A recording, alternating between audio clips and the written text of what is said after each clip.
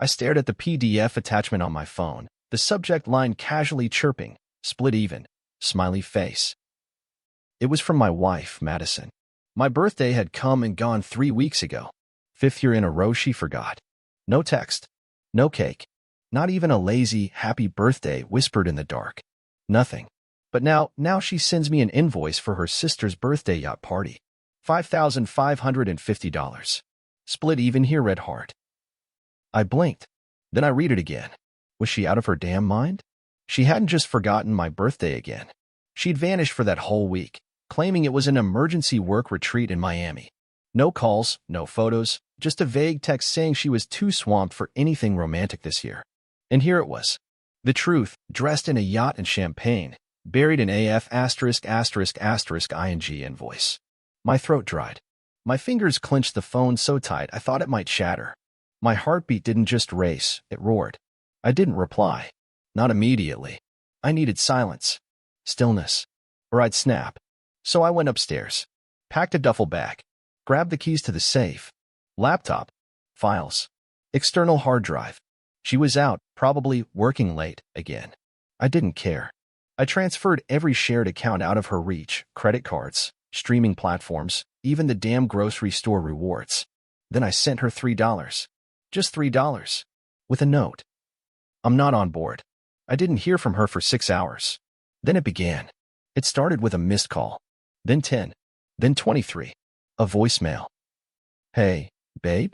Weird thing. The cards aren't working. Can you check if it's fraud or call me, please? Next came the emails. Panic laced in fake sweetness. Hey, sweetie, I think there's some sort of glitch. Grinning face with sweat. I ignored them all. Until the bank called me. Mr. Cole Andrews? We've received a fraud report on several joint accounts flagged by your wife, Madison. She claims your cards were compromised. I exhaled slowly and leaned back in my chair. I smiled. Tell Madison, I said, that the only fraud here is her marriage. I hung up before they could respond. That's when it hit me. This wasn't just about birthdays. Or cards. Or even the damn yacht. This was about all of it. The disrespect. The lies. The way she smiled at me like I was the fool she kept around for comfort and convenience. And I just burned the rope she'd been hanging me with. That night, I waited. Lights off. Whiskey in hand. Phone screen glowing. At 12:44 a.m., she came home. I watched from the kitchen window as she stumbled out of an Uber, hair messy, heels in one hand, phone glued to her ear. Probably calling Jessica. Or Brad, the coworker she thinks I haven't noticed sending late-night texts since May. She opened the door. Cole? Why the F*** are the lights off? She called out, tone sharp, annoyed, like she expected a butler greeting her. I stepped forward, slowly, letting the hallway light catch my face. She froze. Her eyes narrowed. What the hell's going on? She asked. I lifted my phone and turned the screen toward her. The invoice. Her message. My reply. All open. All glowing. Tell me about the yacht, Madison, I said, voice flat. She blinked, smirked, shrugged. It's not a big deal. It was Alyssa's birthday. Everyone chipped in. Everyone. She hesitated. Well, yeah. You and me. Like always. You lied about being at a work retreat, I said. You were off the coast of Key Biscayne drinking mimosas on a rented yacht. She didn't flinch. Instead, she rolled her eyes. Oh my God, Cole.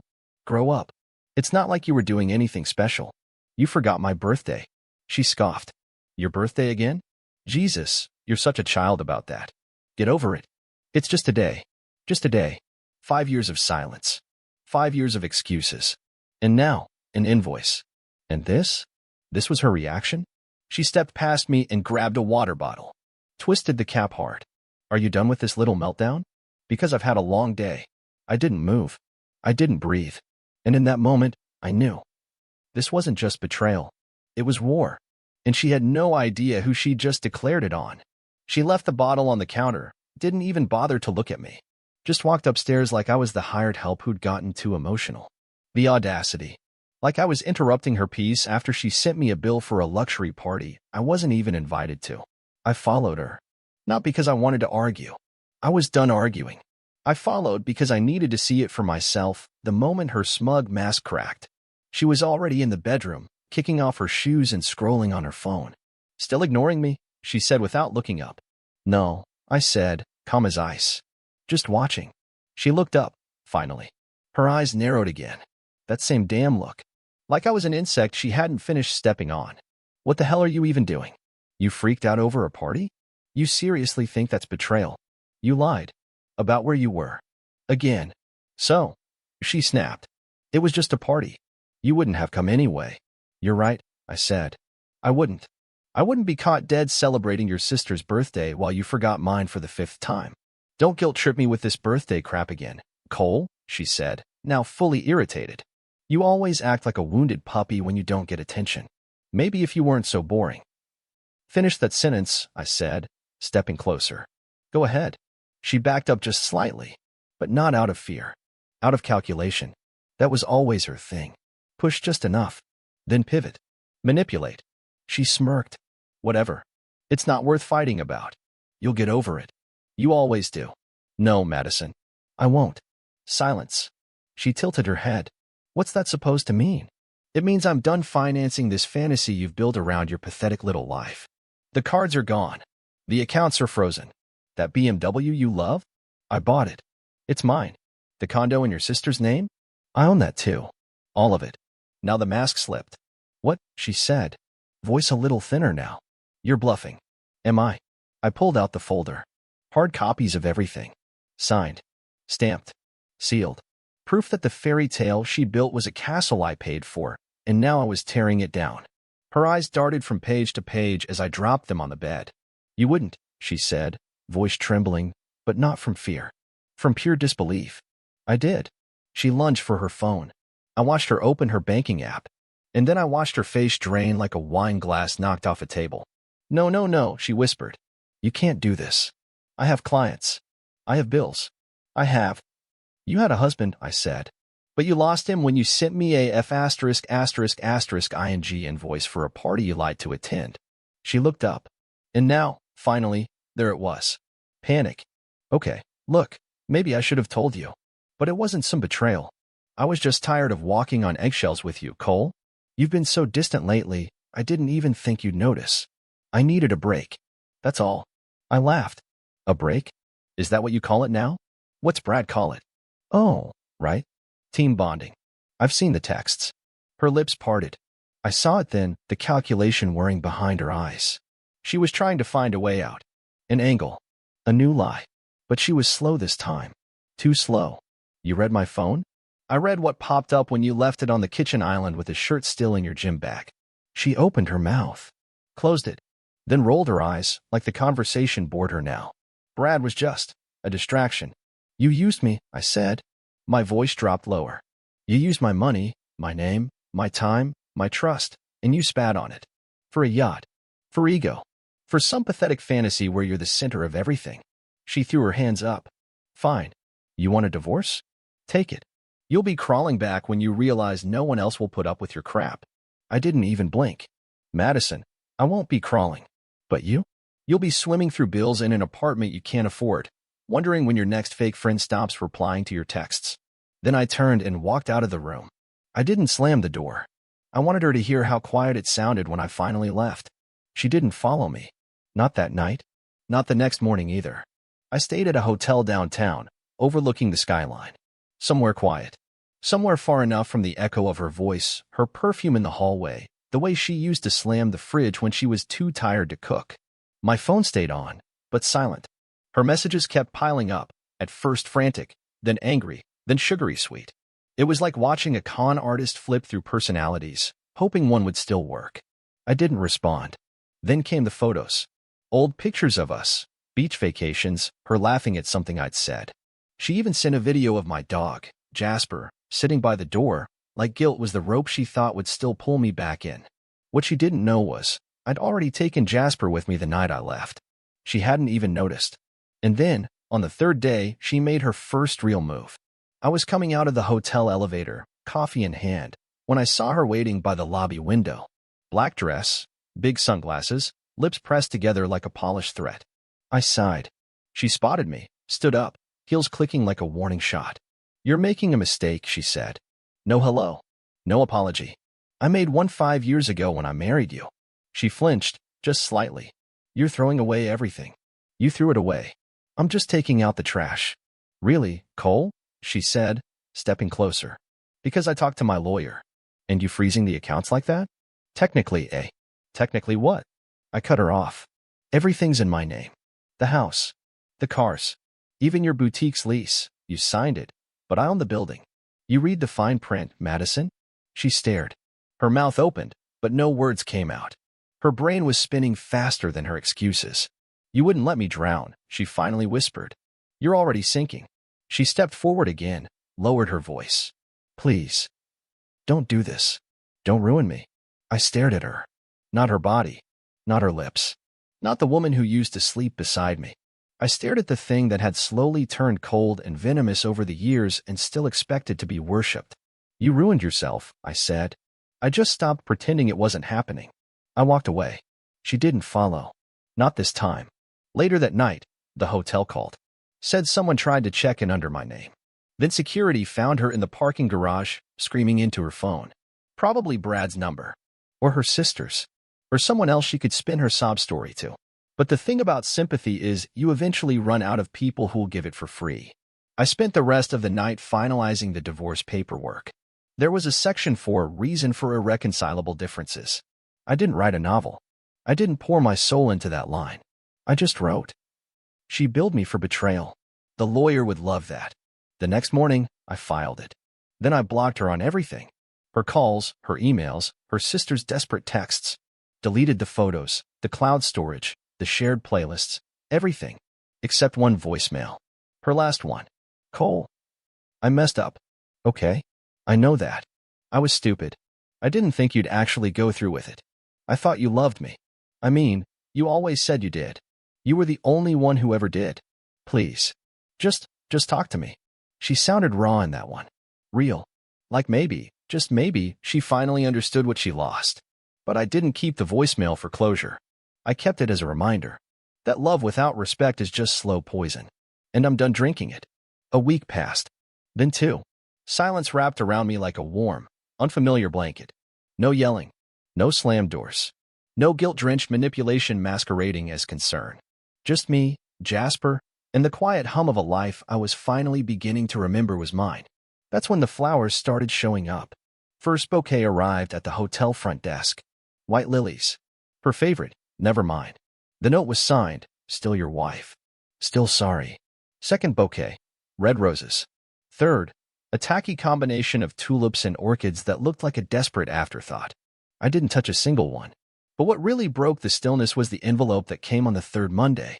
No sender. Just my name, clean and sharp. Inside was a printed statement, a new invoice. Same formatting as the out one. Only this time, it listed expenses like emotional labor, 5 years of putting up with your moods, and wasted potential. Total, $1 million. Due immediately. At the bottom, in bold italics, it said, You always treated everything like a transaction. So let's finish the deal. I laughed. Out loud. Right there in the hotel hallway. I scanned it, emailed it to my lawyer with one line. Add this to the evidence pile. He replied. On it. Judge will love this. Madison never understood that a man's silence doesn't mean weakness. It's the loading screen before something permanent. The truth is, I'd already begun moving assets weeks before I pulled the plug. Not because I expected betrayal, but because I felt it creeping. In the way her kisses dried up. The way her phone faced down. The late-night text with work stress as the excuse. The receipts she forgot to throw out. Brad, by the way, turned out to be married too. With 2 kids. Guess who his wife contacted when I sent her a Dropbox link full of screenshots? Yep. Turns out pain can bond strangers fast. She called me the next day. I had no idea, she said. He told me Madison was just his colleague. Apparently, colleague now means late-night hotel rooms and weekend retreats. We ended up talking for nearly 2 hours. Not out of bitterness. Out of something else. Something like survival. Shared disbelief. It's strange how fast you can feel human again when someone else reminds you you're not insane. By the end of the call, she thanked me. Said I gave her a gift. I said, you can keep it. I'm just glad someone used it right. The next major twist came when Madison tried to access my company's internal systems. I got a call from HR. Apparently, she claimed she was authorized to view employee profiles and submitted a fake consulting agreement under her maiden name. The audacity. We revoked it instantly. The same day, a cease and desist letter was served to her email, hand-delivered to her office, and posted to her Instagram in a very public call-out when she tried to play victim online. Her caption had said, "When your loyalty is met with betrayal, some people just aren't built for strong women." I commented one line under it. "Strong women don't invoice their husbands for betrayal after lying for years." Then I logged off. Her post vanished 10 minutes later. The mask was crumbling. Fast. Her texts turned manic. "Please stop ruining me. Can we at least talk? You don't know what it's like to feel invisible in your own marriage." I didn't reply. Not because I didn't care anymore, but because finally, I cared about myself more. 3 more weeks passed. By now, the divorce was public. Friends started choosing sides. Or rather, most of them quietly ghosted her and reached out to me. Her stylist unfollowed her and DM'd me, didn't realize she was that kind of woman. Even her own cousin, Taylor, sent me a message. "You didn't deserve any of that, man. She's been different since the day you gave her everything." Truth was, I never gave her everything. I gave her too much. And she spent years teaching me that no amount of love, money, or patience can change someone who believes they're entitled to your soul. But the final blow came on a Tuesday morning, exactly 2 months since the yacht invoice. I was sitting on my new apartment balcony, Jasper by my feet, sipping black coffee, scrolling the news. Then I saw the headline. Boutique co-founder under fire for alleged fraud and employee mistreatment. I clicked. Heart steady. Almost calm. There she was. Madison's face, plastered in an article that listed everything I knew would catch up with her eventually: fake receipts, double billing clients, even ghost employees she collected state relief for during COVID. I'd seen glimpses of it years ago. Turned a blind eye. Told myself she was just under pressure. Now, the whole world knew. A former assistant came forward with screenshots. Another filed a formal complaint. And someone, likely her own accountant, leaked the PDF invoice she sent me. The internet didn't like that one bit. I scrolled through the comments. Imagine forgetting your man's birthday 5 years straight and then billing him for your girl's boat party. Skull. Sis forgot who paid the bills. She thought she was the main character until the plot twisted. I should have felt vindicated. I should have laughed. But I just stared at the screen. Quiet. Still. Because somewhere inside, a small part of me remembered who she used to be. The girl who used to dance barefoot in our kitchen. Who cried when her dog died. Who once held my hand in a hospital waiting room like I was the only person on earth.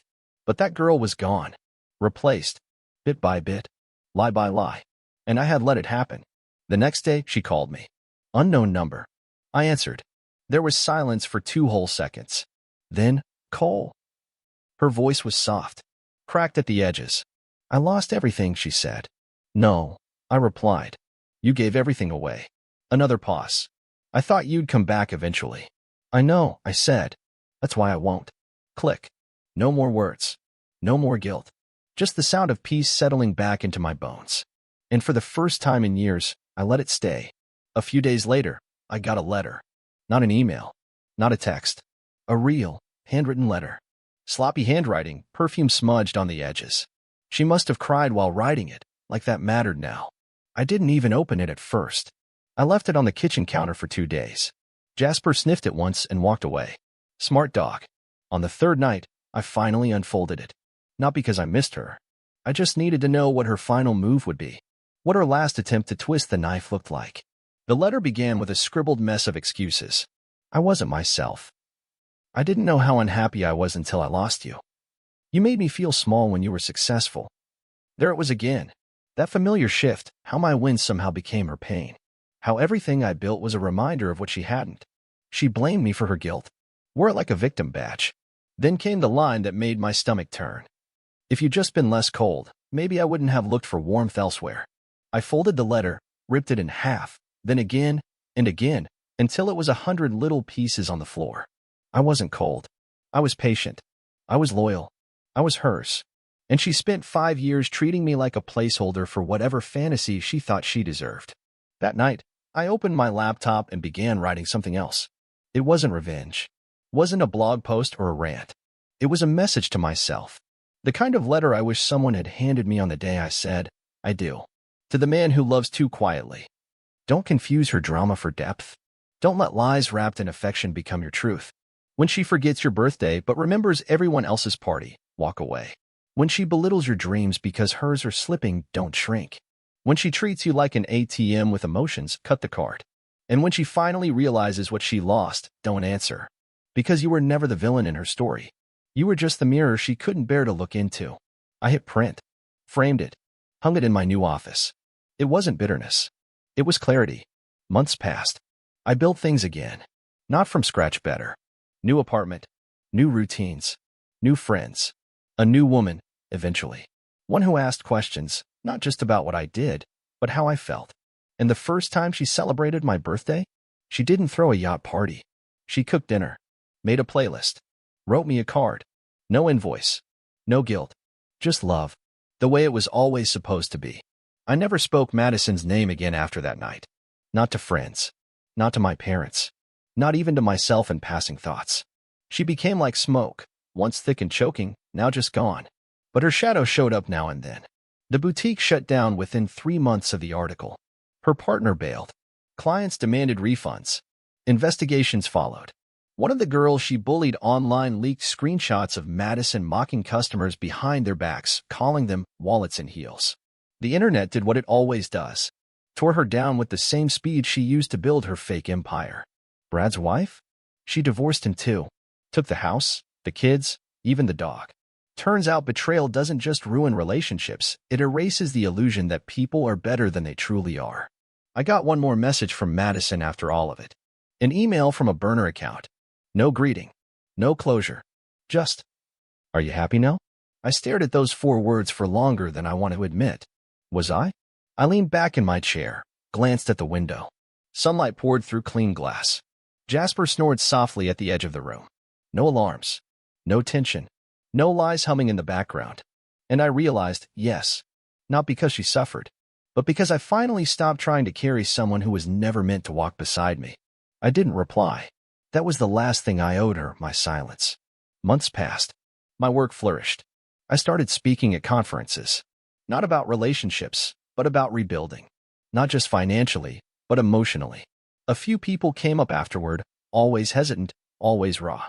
"Did you really cut everything off in one night?" And I'd say, "No. I cut it off in pieces." The night she sent me that yacht invoice was just the final slice. Sometimes they laughed.